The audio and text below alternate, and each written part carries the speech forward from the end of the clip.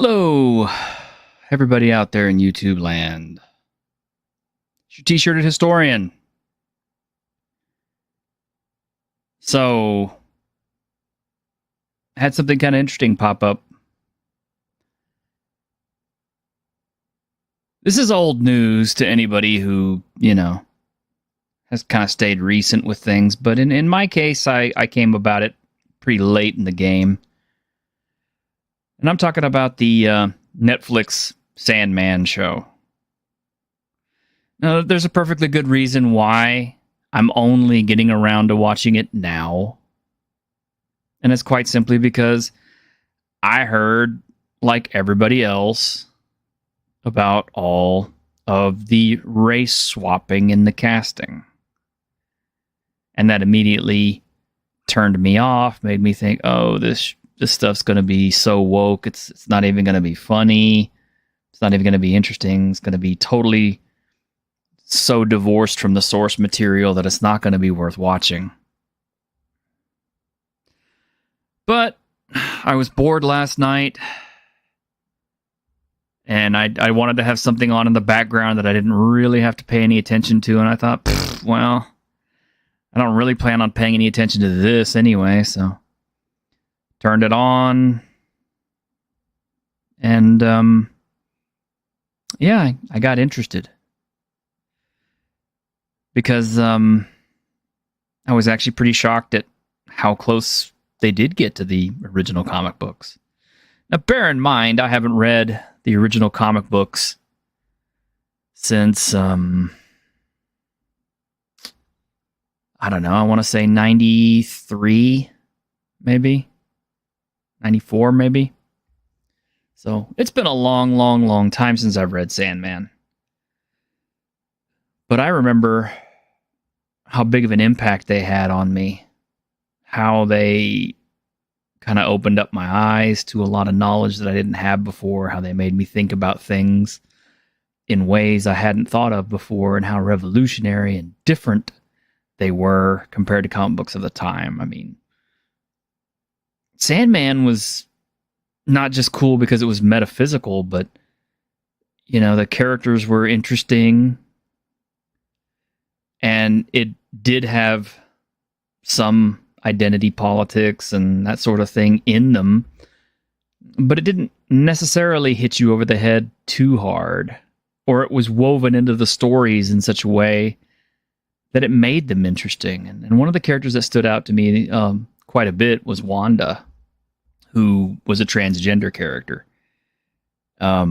Because that was just kind of like something you didn't really see in comic books at that time. The whole, homosexuality thing and gender queer and all that other stuff, that still wasn't really big back in the early 90s. That counterculture was still a thing, and things like that were still a bit on the underground side. In fact, that's one of the reasons I think why Vampire was as popular as it was, Vampire the Masquerade, was because it also had to deal with a lot of counterculture, a lot of goth movements, a lot of rebelliousness. So here were these Sandman comic books that were also tapping into that same vein, that edgy, we're daring to be different, but we're also telling a really good story while we do it. And so as I got to watching this show, I started thinking, they actually got quite a bit of this right. They really did. They got the look of Morpheus pretty much right, for the most part. Yes, there's a lot of race-swapped cast. Yes, that annoyed me.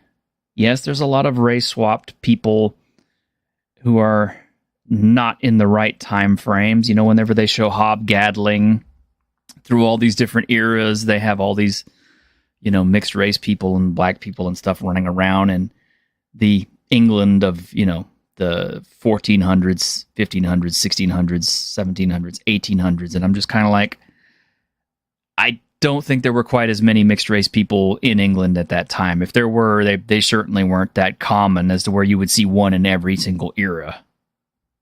But I don't know. I mean, I wasn't there. I didn't live it.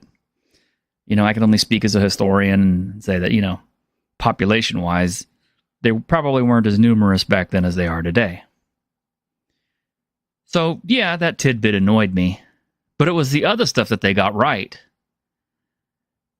A lot of the dialogue was still right because I could still hear the right words being spoken by the actors, the same ones that were in the comic books. The iconic lines that I remembered from the comic books were still in the show. I haven't finished watching it yet, so I haven't gotten all the way to the end to see how it pans out. But there are a few little things that annoy me, how they took the serial killer convention and they pretty much just came out and told you what it was in the show instead of letting it be a secret reveal like it was in the comic books. I think that did the audience a big disservice. There was a lot more homosexuality on screen in this TV series, this cable series, than there was in the comic books. On the part of several of the characters.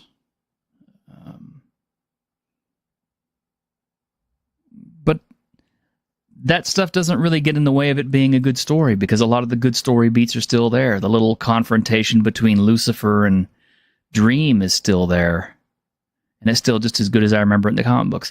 Yeah, I don't think, what's her name? Christie was a good choice to play Lucifer. I thought she looked ridiculous. But, okay, whatever. It's done. The good lines were still there. The memorable lines were still there. The comic book beats were still there. The scene where Death and Dream are wandering and she's taking people. It's just like the comic books. Almost scene for scene, almost. And I remember thinking, man, this is what I used to love about comic books. I used to love these great stories. I used to love this, the artwork wasn't always necessarily that great in Sandman comic books, but usually it was competently illustrated enough that you could tell what was going on and the characters were iconic enough. I don't agree with who they got to play Desire. I think that was a terrible looking character. I much prefer the way they appeared in the comic book. And it's definitely not what I pictured for that character mentally. But I'm glad they got as close as they thought they could. I'm glad they still left the lines more or less like they were. I mean, Despair is completely different from what she was in the comic book. And I know I'm kind of harping on that a lot because a lot of that imagery that was in the comic books at that time is part of what made it stand out to me. Because this was a DC Vertigo title, which was their adult title. So they were able to show things in that comic book that you didn't see in regular comic books. And that made it feel kind of special and kind of different, maybe a little bit edgy, more mature. Like somebody was actually taking comic books seriously for the first time. And stories were being taken seriously for the first time. That's what actually made me really proud to be a comic book collector. We had all that back then, and it was so good. And to see where the comic book industry has flopped into today, it's just pathetic. It's sad. And it makes me very unhappy. And I don't know if we'll ever be able to get that edgy comic book feeling back again. I don't know if we'll ever be able to get those great stories back again. But there was one good line that was repeated in the show that did give me a little bit of hope. And there's a point where Hobgadling, the immortal man, is talking to Dream in their pub. And he's telling Dream about how they changed King Lear to have a happy ending. and Dream comments, it won't last. The good stories always return to form. I have to hope that that's true. I have to hope that it is true someday. Someday the pendulum will swing back the other direction. People will get tired of what's being done with their characters, what's being done with their IPs, what's all the things that made all those books great, all those stories great, all those characters so great. I have to hope that all this woke garbage will be undone. You know, maybe they'll have to nuke their universe or something and start all over again from the bottom. I mean, I don't know. DC seems to do that so regularly these days. You can't tell one iteration of the comic books from another. But maybe it'll happen. We'll get back all of our old stuff, kind of the way that we liked it. I mean, yes, it probably won't ever be exactly like it was, but it'll be close or closer. I have to believe that's going to happen. And I have to believe that it's independents who are going to make it happen. Because I think the big companies are tired of hemorrhaging money.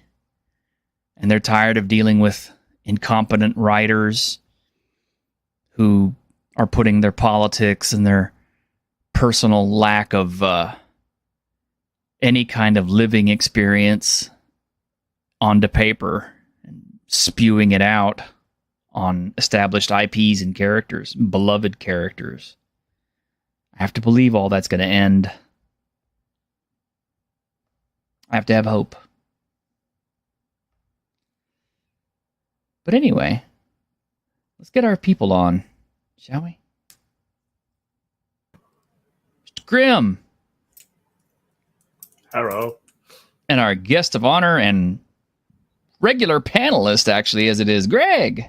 Hello. Well, I haven't been on too much recently, but that's okay. I've been working on stuff. Yeah, you've been working on stuff.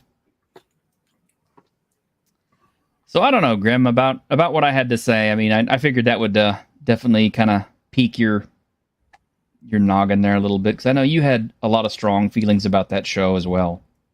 Yeah, overall, I liked it. I think mostly I agree with you, especially about the serial killers convention. But, I mean, it's such an old book. Anyone who cared already knew, I suppose. Yeah. So there wasn't a lot of mileage in hiding it. I wish they'd used Tom Ellis for Lucifer. Joanna, I didn't like her Constantine. They should have used what's his name, who has been playing Constantine. Yeah, Patty, because he's really good. Yeah. The only swap that really bothered me was Death, but that's mostly because Death was an homage to Cinnamon Hadley. Yes. Who died. And so having someone so different to a real person who was the inspiration behind Death, that felt like a kind of slap in the face to me. I agree. And now, mind you, like I said, I haven't finished the series yet. You have finished the series, so I am curious about something. Wanda from The Sandman. Like I said, that was a heck of an interesting character, just because I'd never seen that in comic books back then. And for them to portray her with such care, it wasn't just. It wasn't necessarily just the shock value, Well, it was written before current day gestures at everything, and so it was sensitive and thoughtful and meaningful. It wasn't just a sort of crammed in thing. I'd like to see the Invisibles made into a series, and I'd love to see Lord Fanny on the screen. In a similar way. Well. This is the thing that got me, though. I'm looking up the character of Wanda in the wiki, and apparently she does not appear in the Netflix series because she's from the Game of You. Yeah, I don't know. It's been a while since I watched it, so I don't remember. But yeah, You'd think that would be the one character they would jump on. You'd think, but now you've confused me. Don't know what the future of the series is now, though, with all the allegations against Gaiman. And I know that Good Omens, he's like been pulled off, whatever else they're still working on. And someone else is coming in and they're going to end it with like a 90-minute special or something. And that'll be that for that. It all seems a bit drastic. Convenient. Well, it seems drastic for something that so far is just allegations, really. Well, I mean, they pretty much buried Warren Ellis. So yeah, he's kind of peeking his head out above the parapet again a bit more recently. So we'll see. I guess it takes a few years to come back if you do all the right genuflections and everything. And Gaiman seems to be just like buckling to everything that's asked from him. However fair or unfair it might be, and none of us really know what did happen. So, but yeah, it's a shame, especially given Sandman and his other work was very, very progressive for the time. Mm-hmm. And yet people always eat their own, I guess. But we're here to talk about giant mechs and monsters. We are. And let me first shout out to Mercurius, who gave us our first super chat while the show is still just starting to roll out. Thank you very much, sir. Australian $5. Thank you, sir. Mercurius, I think he backed the Kickstarter. Hey, that is awesome. Somebody else backed it too. I know. You know, if it wasn't for Mercurius, I would never get a YouTube paycheck. I mean, seriously, he's like one of the only people who ever donates to me, and I'm so grateful. But let me see. Let me give you a... Good to be seeing eye to eye again. Thanks, V. Truly. Yeah. My co-author Frank is a big fan of Sandman, like a huge, massive, ultra fan. Yeah, because it was good. He read it when he was in art school. He went to the Art Institute of Atlanta. It basically changed his outlook on a lot of things. But he did not give the TV show a glowing recommendation, and so that's why I haven't watched it. I'm like, well, if Frank, of all people, who is as progressive as they come and loves Sandman more than anyone, thinks the show is just okay, I probably don't know if I want to watch. Well, okay, like, you know, in my defense, there were, you know, like I said, once I overlooked my hesitation with the casting, because the casting choices really did piss me off throughout the show, but once I stopped letting that get to me and just sat down and concentrated on listening to the story, you know, it reminded me why that story was so good. You know? So that's the part I really tried to focus on. Yeah, comic book was just way better. The casting was apocalyptic. Yeah, I agree. But, you know, the show has moments that really did grip me. Like I said, you know, Death making her rounds and picking up people, that was pretty much straight out of the comic book, untouched, and that left me kind of weeping. So I really enjoyed that. And that's one of the reasons why I wanted to do this rant today about it. Wanda has been cast for season 2, and supposedly season 2 is going ahead. But so you will see Wanda. Okay. India Moore, don't know who they are. Oh, no. Was cast as Wanda. So yeah. There you go. Oh, good. Okay. Well, I figured that would be one that they would jump on, and they would have. I hope they really take a lot of care with that one. I really do, because that was a special character to me in a lot of ways. Because, like I said, it was something that I had never seen in comic books before, and it was handled with a lot of love and a lot of care. It wasn't just done to shock people. You know what I mean? Yeah. Because it was an already shocking comic book to begin with. I mean, you had people getting stretched and flayed in hell. You had concepts of myth and religion thrown on their ear and all these other things. You know, the comic itself was so shocking to begin with that having a transgender character in it almost seemed normal. You a shock. You a shock. Yeah. Yeah. Yeah. I don't know. But anyway. So, okay. Titans of Fallen Earth. And yes, I did correct it. I had it at Titans Fall earlier, and I'm kind of like, wait, wasn't Titans Fall a video game? Oh yeah, it's Titans of Fallen Earth. Oh yeah. But that game has mechs too, so. That game has mechs too, yeah. So, let me just punch it up on screen here. So I have to bring it up on the thing. Pull it up on your Commodore 64. Oh man, I haven't seen one of those in years. Titans of Fallen Earth, a kaiju versus mecha role-playing game, already hit its funding goal. Congratulations, my man. Thank you. I did not hit it in 10 minutes, as some people do, but I can't complain. There you go. And at 103 backers, it hit it pretty quick.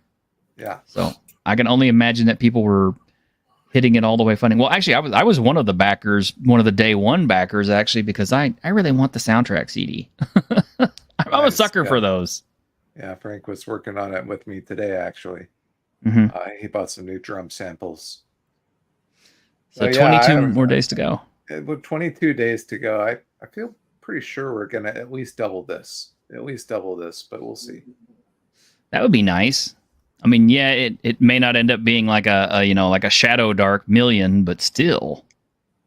And I don't really understand why it's not like skyrocketing. Maybe it's just a very niche topic, and it is a system that was built from the ground up. It's not based on Shadow Dark or OSR or whatever, so it doesn't have that kind of storied history behind it. But hopefully people will find it quite entertaining. Yeah, I mean, it's like,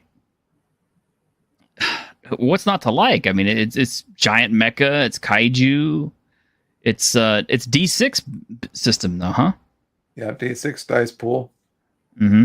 If you played WEG Star Wars or any other good D6 dice pool system, not some random stuff like Old Storyteller, then it should be somewhat familiar to you. Although we do not count successes in this game. We tried that for a while and decided that it was more fun to do additive rolls, because people just like adding together big numbers. So now it's like an additive thing. Okay. I kind of like that. Yeah. Okay, so my first question is, how fast is combat? Fast. You can see an actual play live that I conducted with Patio Cakes on our Kickstarter live stream. Pitted his mech against a single kaiju, and it went very quick. Very fun. Okay, so big swing action. Yep. So I said he died immediately. He was almost dead, and he was going to self-destruct his war machine and take the kaiju out with him, but he tried one last time with like a Hail Mary pass, and he managed to succeed in lifting the kaiju above his head and impaling it upon a replica of the Eiffel Tower. So that's how he ended up killing it. There was blood everywhere. It was a good moment. And $10 for a PDF is actually really nice.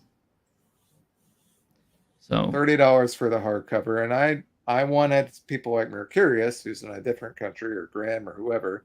Even though I'll probably send Grim a free copy so he can look at it and be disappointed. But people like Mercurius, anyone else can, because shipping overseas is so high. It's so high. Yeah. And most books, people in Europe or Australia are looking at $90 to get the book, $100. I don't want it to be that high. I want overseas people to want. I want people in Japan to buy the book. I want people in South Korea to buy the book, Anyone who likes mecha, Godzilla, kaiju, that type of stuff, they're not all in America, I'll tell you that much. Oh, yeah. Yeah. And I note, too, that it is a hardcover Smithsonian, full-color, high-quality copy that is printed in Lithuania for offset printing. With ribbon bookmark. Very nice. Ah! Very important.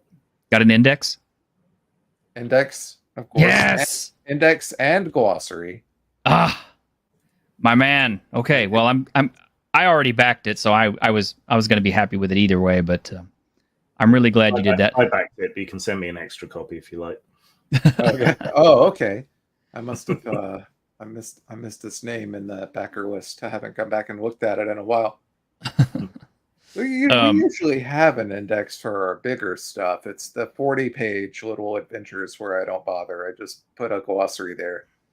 But the big stuff, always useful to have it. Yeah, and well, the main reason I wanted to mention this is because, I would really like people to get the hardcover edition, not because I have any personal stake in this. I didn't write anything for it. I'm not getting any money off of this. But number one, I've gotten enough of Greg's other books to see that whenever he goes all out on a book, and they come out of the Lithuanian printers, they're good. They're very nice. They're high quality. This is not like some POD that you might have some questionable fall apart on you copy. This is going to be a real deal good piece of book that'll last you a little while at your table. Yeah, same guys I told the basic expert to go with for Makuhito, and he did. Ooh, yeah, and that is a good book. And they did the foil cover for him and everything, and that turned out well. And these guys also did the Alien RPG, the first release. Mm-hmm. That's a pretty good book too. All right, and then we're getting the CD because I ordered the CD. Hey, I still have a CD player in my car. I still play CDs, so that's important to me. I'm old school. For us, there were four options.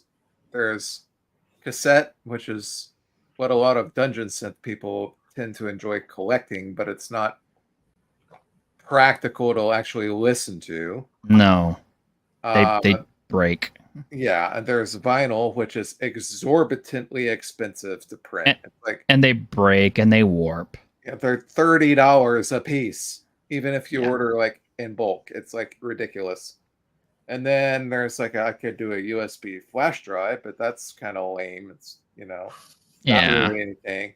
And then there's CD. So I went with CD, but anyone who gets a CD also gets a digital version with high quality FLAC and MP3 that you can download and playlist and everything. Oh, when? Does anyone still do flexi discs? I haven't seen any flexi discs in a long time. Because those are light, easy to ship, don't break. It's everything that a record wants to be, but nobody wants to make them. Should put them on zip drives, drive discs. And you got two add-ons. You got a dice package, a velvet bag of 25 extra D6s. Numeral faced. That's important. I didn't want to go with dot face because anybody can go to Walmart or wherever and get 100 dot face for $1. I wanted them to be nice. I was going to say, you haven't gotten samples of that yet, have you? No, I know. I've already got them in my shopping cart ready to order, so they're ready to go. I just am waiting for the Kickstarter to end. Okay. You can still get flexi discs printed. I just checked. Really? Yeah. £640 for 250. That's high. It's compared to vinyl, I think that's about. Compared to vinyl, it's better. Compared to CD, it's high. Yeah. CD is basically $1.50 a piece. Yeah. Oh no, I just showed my hand. No. Oh, no. No, all the money for most of the money from that is going into helping Frank get tools, and he wants to buy a new synth wavetable and some other stuff to try and make it really professional. So that's what that's for. There you go.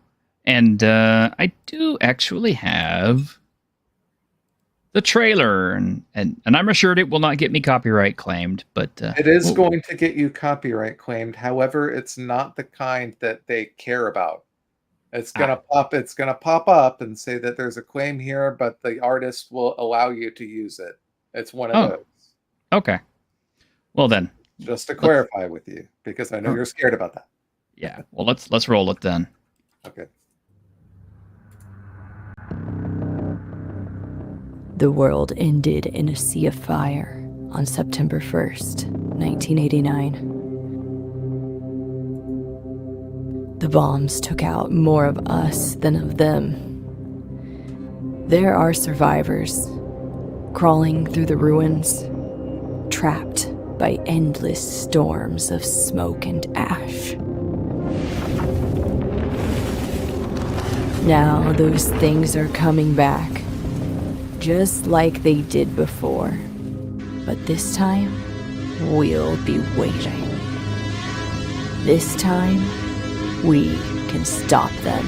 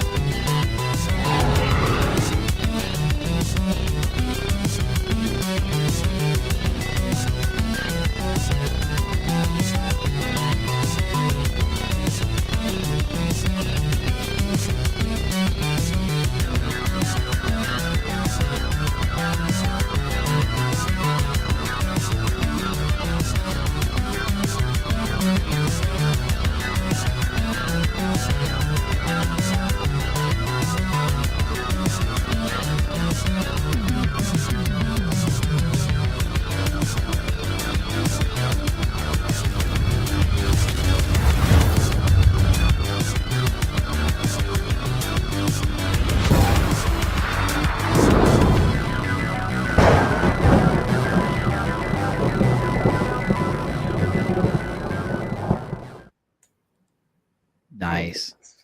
That's a good trailer. That was a good trailer. Grim, you got to invest in a trailer at least that good when you put Ronan out. You didn't like my teaser? Yeah, you got to get some sexy Japanese chick to do the voice on it. That I can do. Okay. Grim has sexy chicks coming out of his ears. He probably does. I know just the person. Okay. Okay.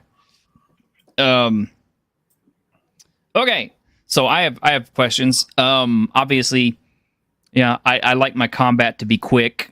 I'm cool with lots of D6s. That's fine. I'm good with that. There's a lot of systems that use lots and lots of D6s.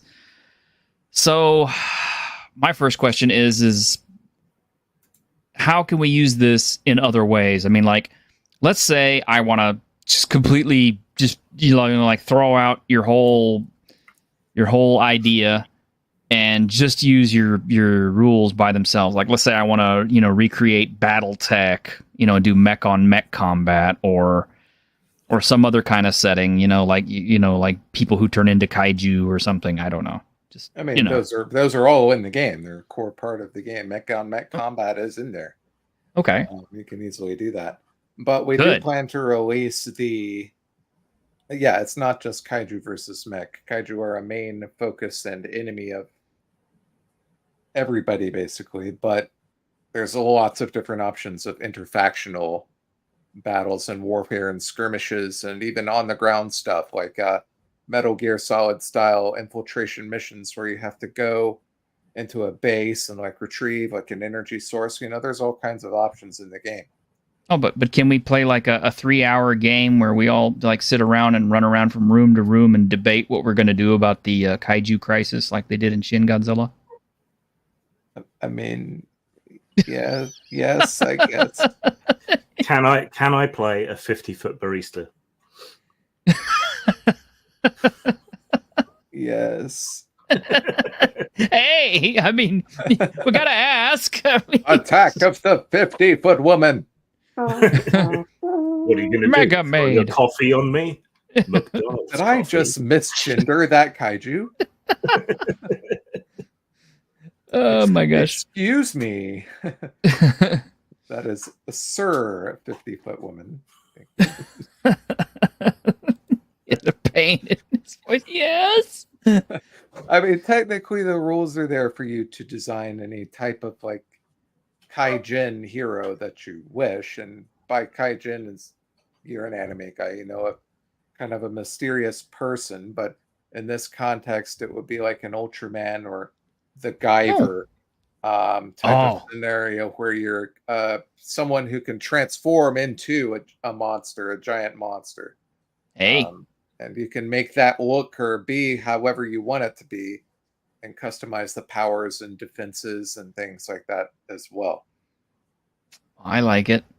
And Like there's a couple of examples. Like one guy, and I was influenced by the Postman for this because, you know, in the Postman, it has like Tom Petty.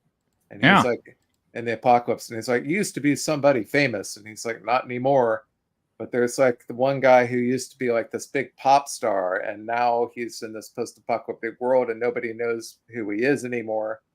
And he has the power to turn into a giant monster. So he's kind of like a Bruce Wayne type of figure who uses that in secret. And he has a second life where he fights kaiju. Kind of interesting. Sweet. Hey, that's almost like the third Robotech series where, you you have Lancer, who is like the secret underground agent fighting against the they weren't the Zentradi at that point, were they? They were the Invid. Yeah, something like that. Yeah, that was. I mean, the second series was garbage, but man, the third one was good. But to go back to your original question is, can I throw everything out and do whatever I want with this? Yes. The name of the system itself is called Titan D6. And our plan is to release just a plain reference document with core rules and some ideas for how to use that for fantasy, sci-fi, or horror. And just release that, and people can make their own games or do whatever they want with the core rules. All right. And I've got a $5 super chat from Mercurius. Thank you, sir. It says, Iris, guess what I've ordered? A heavily discounted copy of Lancer. It'll arrive next week. Then I can see what you like about it. Why would you do that? Go outside, nerd. Get out. Go.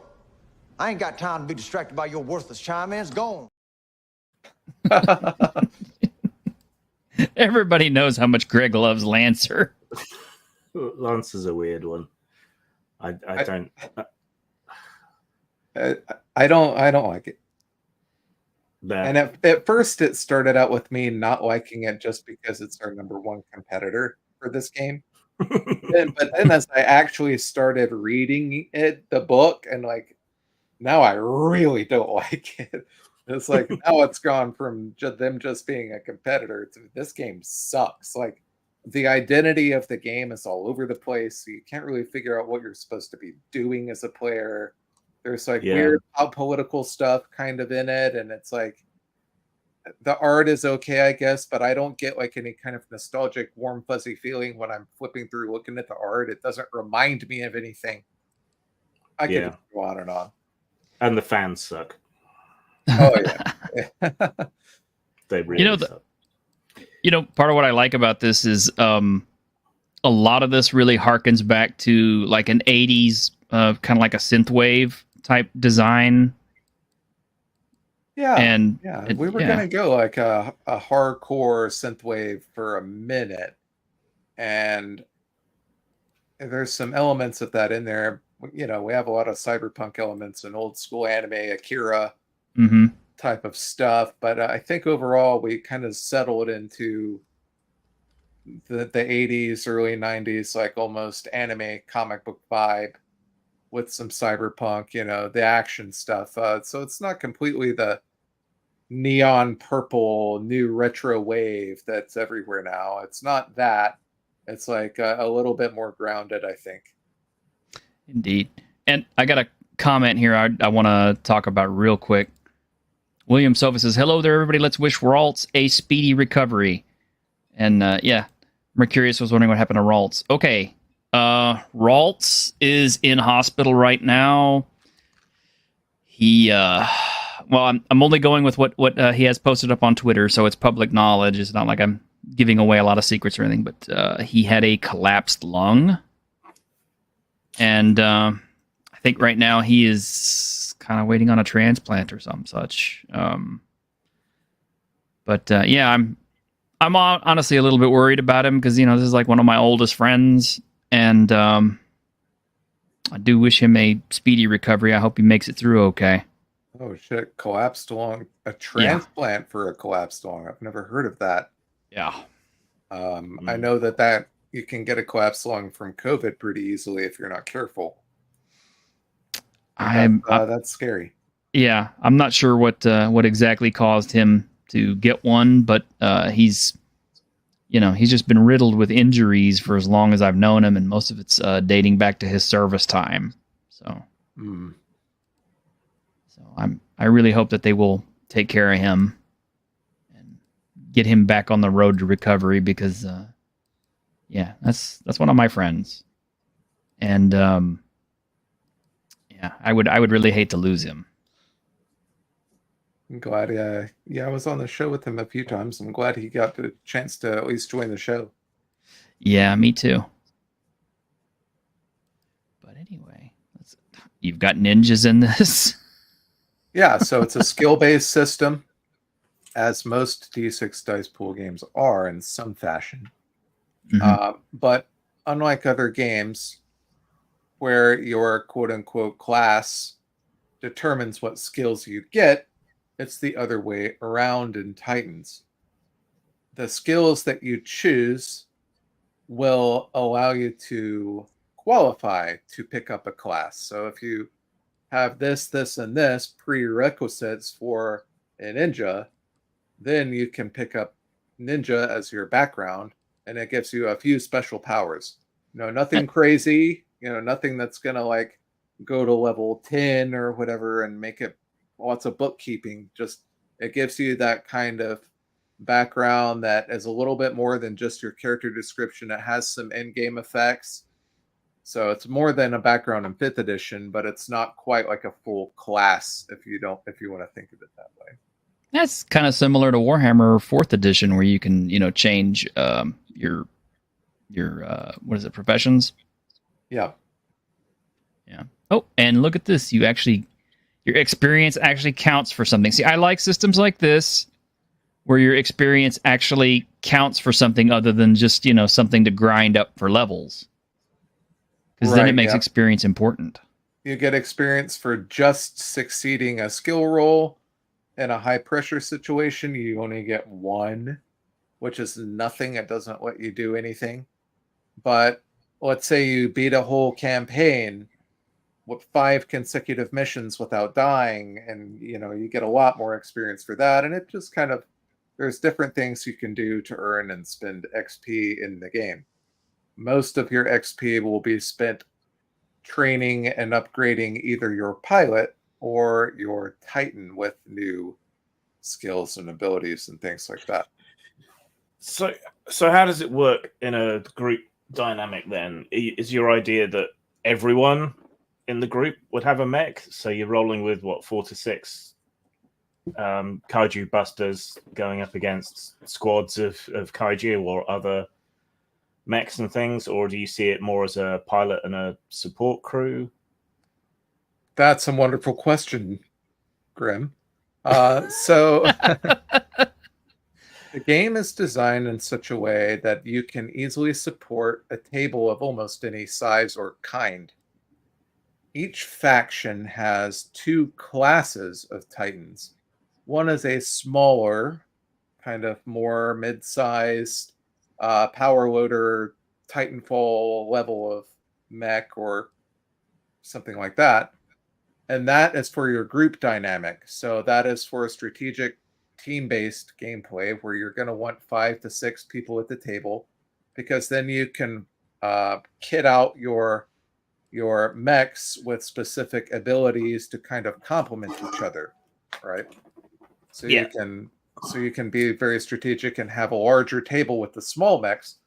But if you've only got a couple of guys or even one person, the second class is the giant 80-meter tall Titan, like the Pacific Rim type of fantasy. Yeah. And there might only be, at most, 2 or 3 of those at the table. So you can have a small table where you play as the giant sized, or you can have a big table where each one has a kind of a more strategic small mech, like the picture you just passed there. Now you can mix it up. There's nothing in the rule book that says you can't have one giant sized Pacific Rim mech being supported by 4 or 5 other guys as part of a team. You can easily do that. But everyone's going to be jealous of the guy who's in the giant mech because he's so much like more powerful. Like he's got all these like huge weapons and abilities, and like, you know. Could you have 5 smaller mechs that combine to form a giant mech? Yeah. We do not have combiners in this game. Is that coming out soon? No, it is not. Off on the head. I was curious how you approached it, because when I did my kaiju game, though we're not here to talk about that, we're here to talk about this, but I chose Fate because in that way support members could do things to support the guy in the mech. Like I think I saw a xenobiologist back there. So they could say, oh, I've studied this creature, its weak point is in the armpit or something, and then you could get a bonus to an attack. So right, yeah, is there that's anything like that? Yeah, that's the point behind the backgrounds, is to let you bring something special as a pilot to the battlefield, and within your Titan, use your skills as a human being, expert, like a xenobiologist or even a ninja or someone like a hacker. Your skills translate to what you can do inside your Titan. So your Titan is an extension of yourself with armor and weapons, but the core of your skills and your abilities as a person in the game come from you as the pilot. So if you're really good at martial arts, your mech is really good at martial arts. Correct. How many? Yeah. That's going to be filled in. There's a few areas that are not fleshed. Like, I'll have to text for them, and it just hasn't been laid out yet. Too good to use lorem ipsum, I see.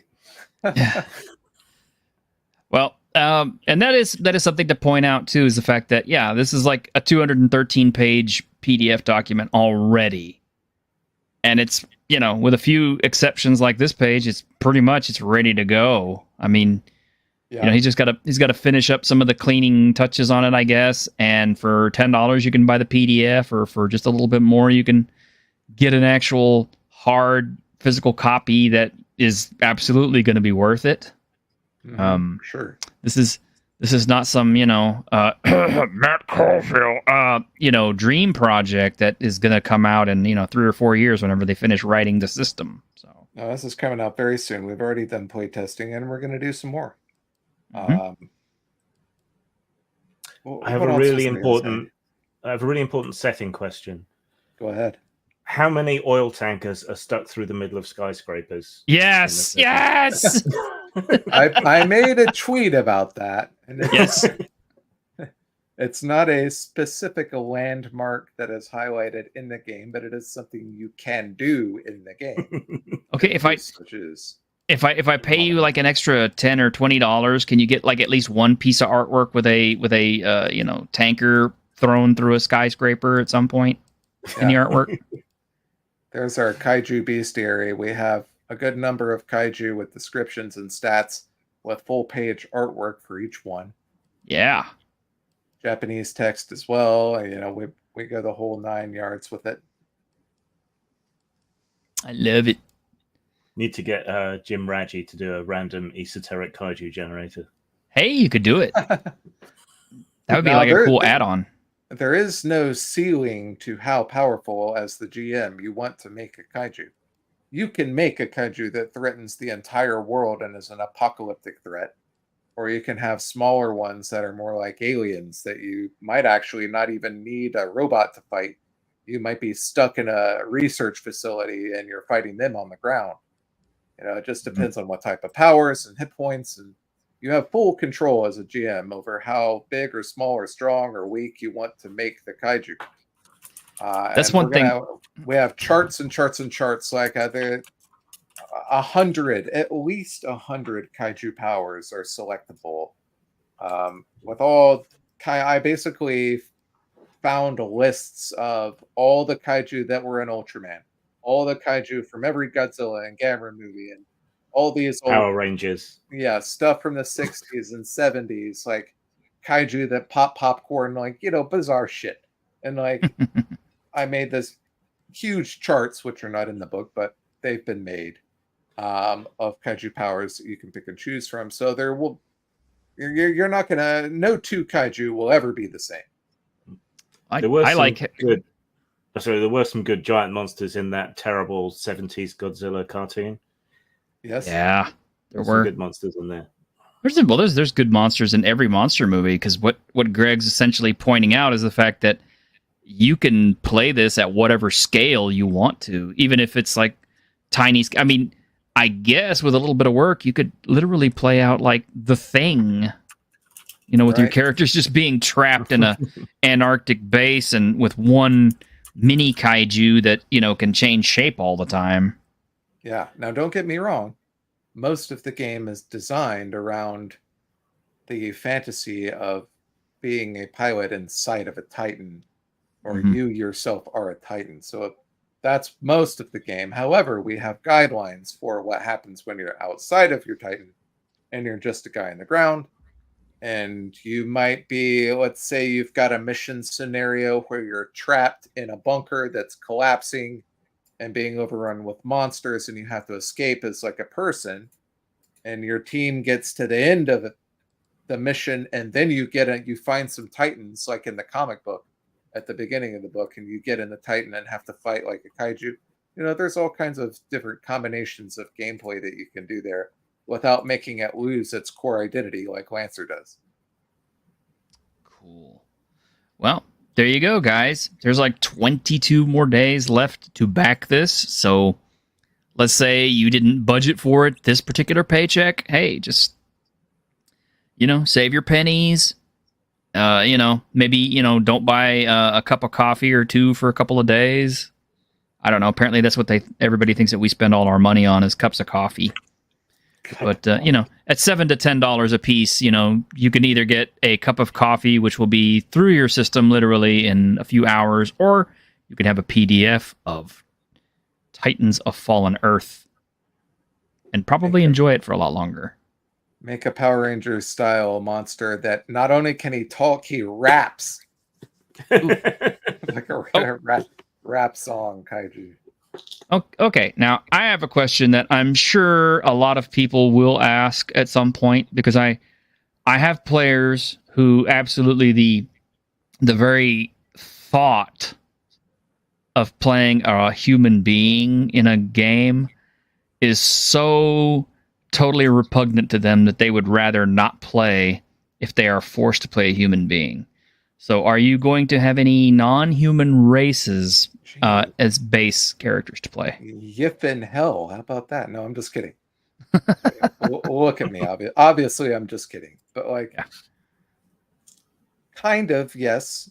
One is in the Kaijin that I just described, where you spend most of your time as a giant monster. And even in your human form, you kind of start, over time, you develop kind of withdrawal symptoms. Like you start to have withdrawal of being a kaiju, and you have these weird personality quirks that develop, and you become just a little bit less human as time goes on, and you have to deal with that. Some good role-playing opportunities there. I like that.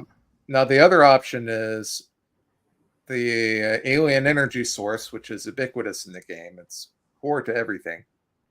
It's lethal to humans, and when you're exposed to it, you basically have a death sentence and you're slowly mutating into a monster. And depending on how long you live is by roll of the dice, but you start to take on weird animalistic traits until eventually you lose your mind and you become like a death claw from Fallout, basically. And Oh. there's a whole chapter for that. Okay. So. Now, I did not see anything on synthetics, androids, or robots, cyborgs, or cyberpunking technology, anything like that. Yeah, there's cybernetics in the game. That's part of the chapter on what you can do outside of your Titan, like wandering around Shin Osaka, as they call it. And there's levels of cybernetic stuff in the game. But it's just not in the version that I gave you. Okay. No, I mean, this is why I asked, because, there's more good things to come.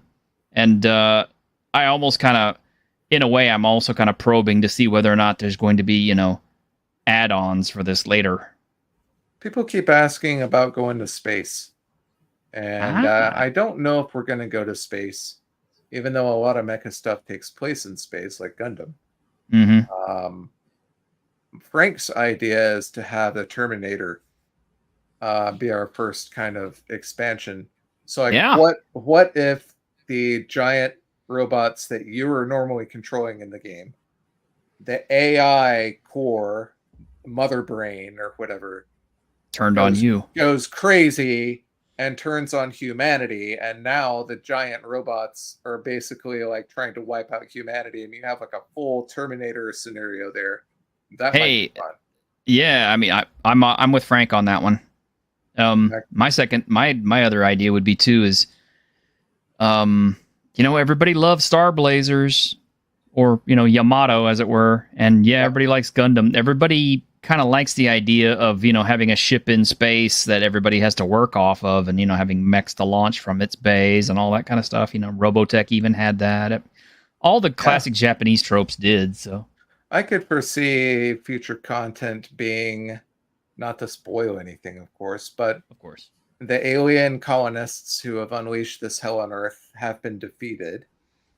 And we reach a kind of a Macross scenario, because now whatever's left of the aliens are kind of like, they're not sorry, but they're more like, they're more on humanity's side than they were before, because maybe there's a larger threat. Like maybe their masters from beyond the stars are headed to Earth, and they're disappointed with the aliens and their failure. So they have to team up with the humans, and they don't know anything about human culture, and then they're like frightened by it, and so they have to like figure that out. Some good Max Zentradi stuff there. Yeah, I was about to say, man, that's like the Zentradi and the Invid and everything. Yeah, that could be cool. So what I took from that is kaiju can be completely defeated by J-pop. Well, yes, and the power of love and friendship. Yeah. Well, I mean, if you wanted to make all your mecha, use instruments to attack people with, I mean, why not? No. No. Well, that is the kind of my inspiration for having that one character who's like the former pop artist who's now essentially he was David Bowie in the past old world, and now he's can turn into a giant monster, and he has to figure out what to do with that power. Imagine a David Bowie who is now a giant monster hero. How does that work? Like David Bowie who can actually embrace his alien nature. Be interesting to see a kaiju concept album from Bowie. Yeah, it would be. Yeah, if you were still with us. All right, guys. Well, our hour is up. Have we got anything else we want to say or ask, or any questions, gameplay, setting, anything? I can answer anything. Yeah. See if anyone watching has any questions too. So give them a couple of minutes, because lag. Yep. Grim, let me ask you something. What do you want to see? What would make you be interested in this game more than anything? Well, I'm already interested enough to back it. True. For me, it is that sticking point where you either have everybody in a mech or it doesn't necessarily work as smoothly. But I think you've addressed that by talking about the smaller mech suits. So I'm envisioning squad tactics taking down a larger kaiju, kind of like how the cyclones work in in Vid, yeah. So you've kind of answered that to a large extent. It's just I know that would be the issue. That if I were to take this to my sort of meat space group to play, that would be the potential issue. Would be trying to juggle all of that and make it work, because I think so much of the media is focused on one-on-one combat between these enormous titans, and to change that up is to kind of miss out on tying into what you see in the media, the really big appeal of it. So but you've answered it. So, and there's kind of a modern gameplay mindset that maybe comes a little bit from 5th edition, where players hitting the table are expecting to just come together with whatever they want. You have like a cat person and an elf and a skeleton and a golem and a warforged, and they're all happy time, and that's the party. So the one point of contention for Titans, I would say, is that you'll want to do like a brief session 0 before the campaign or mission begins, because all the players will want to be part of the same faction. Now, I'm not saying interfactional play is impossible. You can make it work, but it's really designed for the team to be part of the same faction, and that way they work off each other, familiar with their world and their surroundings and that type of thing. So you'll need to, the players will want to work that out with the GM beforehand. Yeah. I mean, I think a lot depends on the group and the players as well. So my Meat Space group played Rifts for quite a long time, and on the one hand we had the Glitter Boy, and on the other hand we had a street rat from Texas. And how do you make that work? But we did make it work because we had the big stand-up battles, and then we had spying and intelligence gathering and stuff like that going on, where the street rat really came into his own. So the games master playing to the strengths of the different characters is what made it work. So I don't think it's going to be a problem with the right group, but these are all things that potentially get in the way of getting the game together. Right. And yes, you can run a Bronstein. Mechstein. It's like the Simpsons meme. It's like, say the word. Bronstein. Wait. Since it's called Titans of Fallen Earth, we'd have to call it Titstein. Although, let's do it realistically and call it Titstein. Titanstein. Because everyone likes tits, Tits are nice. Ooh, the Schnazis come back, and they've been frozen from World War II, and their mechs are all like diesel powered, like World War II monstrosities. Or better yet, more like Iron Sky, where they've had the secret base on the moon, and then they come to Earth in their mechs. And wow, yeah. But yeah, just speaking for me personally, I'm with Frank on that, especially since you said one of your inspirations for doing this was the dude in the second Renaissance of Animatrix getting peeled out of his mech and torn out of it, basically. Yeah, pretty much. Yeah. Can easily happen in this. So there you go. Geek. Oh my God. I haven't seen that in forever. What I just described. All right, guys. Well, if we have nothing else, shall we move along? Sure. Okay. All right. For your support and backing it and everything, and absolutely coming very soon. All right. Well, everybody out there in YouTube land, y'all take care. Tomorrow, I believe I'll be running my game. Yes, you should be. And I still haven't sent you a downtime, which I should sort out. I think only one person has sent me any data, so yeah, this will be kind of a boring 2-week downtime. Only one person did anything, and everybody else sat around the village and just watched him. I figure the goblin short stacks kind of distracted everybody for 2 weeks. I wonder if Caster's even made the stats for those yet. I bet he hasn't. Anyway, everybody out there in YouTube land, y'all take care. And if we don't see you tomorrow, we will see you on Tuesday with Geeks, which we don't have a guest at this moment, but you never know. You never know.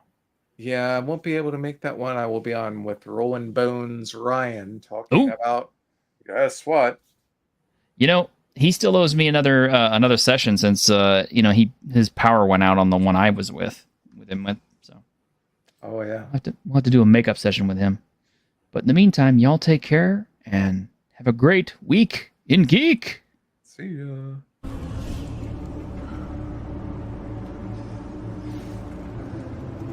On behalf of the staff of the Independent California Motel, I wish you all sweet dreams.